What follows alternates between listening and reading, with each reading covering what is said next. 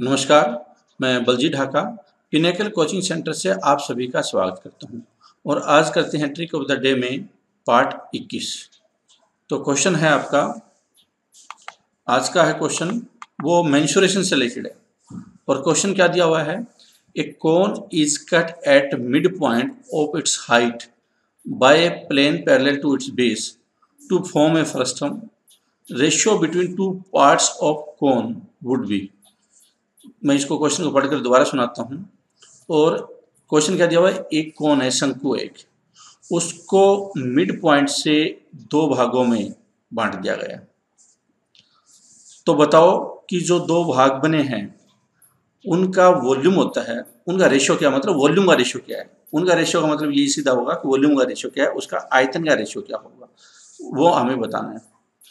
तो इस तरह के क्वेश्चन को हम दो तीन तरीके से सोल्व कर सकते हैं, लेकिन यहाँ पे मैं मैसेज ये देना चाहूँगा अगर कि अगर यही क्वेश्चन इस फॉर्मेट में आता, अगर मैं वो फॉर्मेट भी थोड़ा बाद में बताऊँगा, एक याद रखो, एक प्रॉपर्टी होती है कि शंकु में मिड पॉइंट है वो शंकु को, कोन को दो भागों में बांटता है 1:7 में। ये कोन है शंकु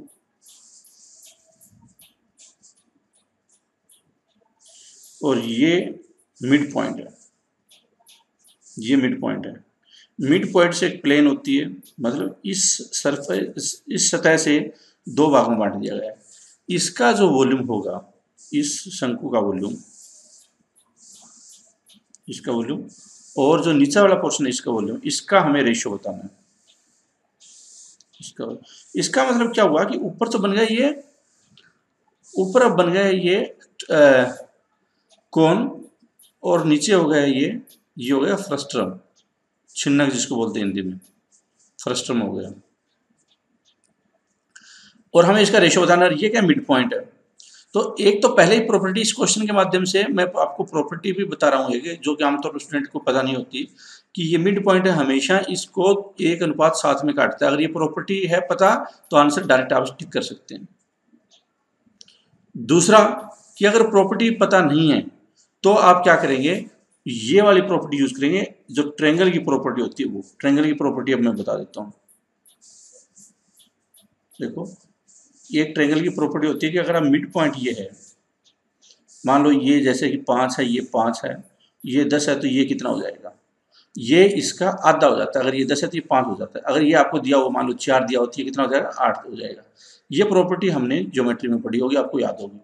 तो इसी का इस्तेमाल यहाँ पे हम लोग कर रहे हैं।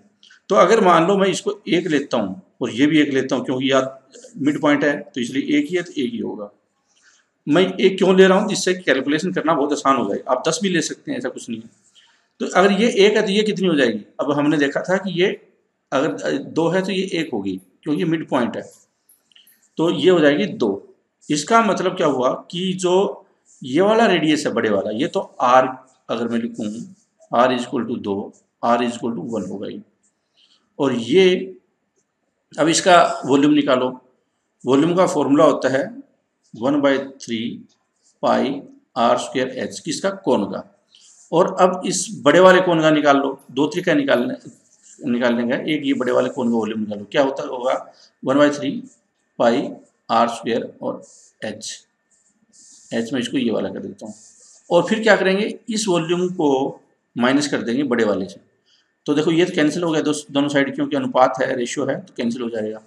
r कितना है, 1 हो, तो 1 × 1 कर दिया मैंने, इसका r की जगह, h की जगह कर दिया 1। और r² कितना है, ये r 2 × 2, और h कितना है इसमें, h बड़े वाला है, एक ये 2 हो जाएगा। तो ये r, ये h कितना हुआ, 1:8। क्योंकि देखो हमें निकालना है, हमें तो फ्रस्टम का निकालना है, और ये पूरे का 1 है, ऊपर वाले का 1 है, तो ये माइनस कर देंगे तो क्या आ जाएगा, 1:7 आ जाएगा। एक तरीका ये। दूसरा तरीका क्या है, तीसरा तरीका, इनफैक्ट एक तो मैंने बताया कि डायरेक्ट आपको प्रॉपर्टी याद रखनी है, डायरेक्ट प्रॉपर्टी याद रखनी है। और दूसरा मैंने कि अगर फ्रस्टम का वॉल्यूम पता ना हो तो बताया कि आप ऐसे निकाल सकते हैं। तीसरा क्या है कि आप फ्रस्टम का डायरेक्ट निकालिए। 1/3 ये तो है कोन का, निकल जाएगा 1/3 r², और h ये कोन का, और फ्रस्टम का क्या है, 1/3 पाई h r² आर स्क्वायर और आर आर ये होता है, ये आपको याद रखना। फ्रस्टम का वॉल्यूम क्या होता है 1/3 पाई एच। तो ये तो कैंसिल हो गया पाई एच, और क्या था कि R square plus R R, R square छोटे वाला आर स्क्वायर और प्लस आर आर। अब देखिए इसमें आर स्क्वायर कितना है इसका 1:1, और ये एच इसका 1 है, और इसका क्या है एच इसका 1। आर स्क्वायर कितना आर बड़े वाला 2×2, छोटे वाला आर कितना ये वाला है छोटे वाला 1×1, मैं सीधा लिखता हूँ 1, आर बड़े वाला इंटू छोटे वाला 2, तो 4 और 2 4 7, 1:7 यहाँ पे सीधा होगा। तो हमने क्या सीखा इसमें मैंने बताया कि एक आपको डायरेक्ट प्रॉपर्टी याद रखनी है 1:7 में काटेगा, कई बार सीधा क्वेश्चन आ जाता है, और मैं अभी क्वेश्चन बनाऊंगा आपको आपके लिए स्पेशल, उसमें आपको जवाब देना है इस प्रॉपर्टी का यूज करते हुए।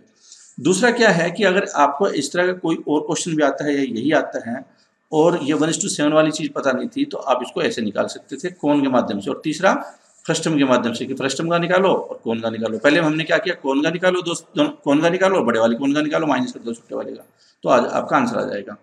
और हम एक इसलिए मान रहे हैं ताकि वो कैलकुलेशन आसान हो जाए। अगर आप x मानते हैं r मानते हैं तो थोड़ा लंबा एक्सप्रेशन बहुत लंबी चली जाएगी, इससे आपका बहुत आसान हो जाता है। अब मैं आपको क्वेश्चन बोलता हूँ, ठीक है, और आप इसका जवाब दे सकते हैं। A cone is cut at mid point of its height by plane parallel to its base to form a frustum,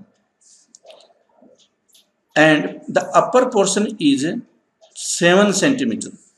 Upper portion height is 7 centimeter. This is 7 centimeter. Now, what will be the volume of? What will be the ratio of the volume of cone and frustum? कोन और frustum का आपको निकालना है। क्या दिया मैंने कि अगर ये 7 ऊपर वाले के मैंने ये दे दिए 7 सेंटीमीटर, और हमें क्या निकालना है इसका अब, और ये मिड पॉइंट बता दिया आपको, और इस मिड पॉइंट को आपको पता चलेगा ये 7 दिया हुआ है। तो अब आपको क्या निकालना है इसका ये निकालना है वॉल्यूम। आपको वॉल्यूम का रेशियो निकालना, ऊपर वाले पोर्शन का और नीचे वाले पोर्शन का। आपके लिए हिंट मैं ये दे देता हूं कि आप इसको नीचे वाला पोर्शन है, जो नीचे वाला पोर्शन है ये वाला रेडियस को आप 2r मान सकते हैं और इसको आप r मान सकते हैं सिंपलिसिटी के लिए। तो आप सोल्व कीजिए इसको, जिससे कि आपको इस प्रॉपर्टी का 1/7 वाला का इस्तेमाल करना है अच्छी तरीके से, और इसका फॉर्मूला का इस्तेमाल करना है अच्छी तरीके से। मैं उम्मीद करता हूँ जो कॉन्सेप्ट था फ्रस्टम से रिलेटेड है, वॉल्यूम से रिलेटेड है, और इसको डिवीज़न वाला जो कोन का होता है, आमतौर पर स्टूडेंट इसमें परेशान हो जाते हैं, लंबा हो जाता है कई बार ये, तो वो आपको समझ में आया होगा। इस तरीके से आप अपने मैथ को इजी, कॉन्सेप्चुअल और ट्रिकी बना सकते हैं। Thank you very much for watching this presentation.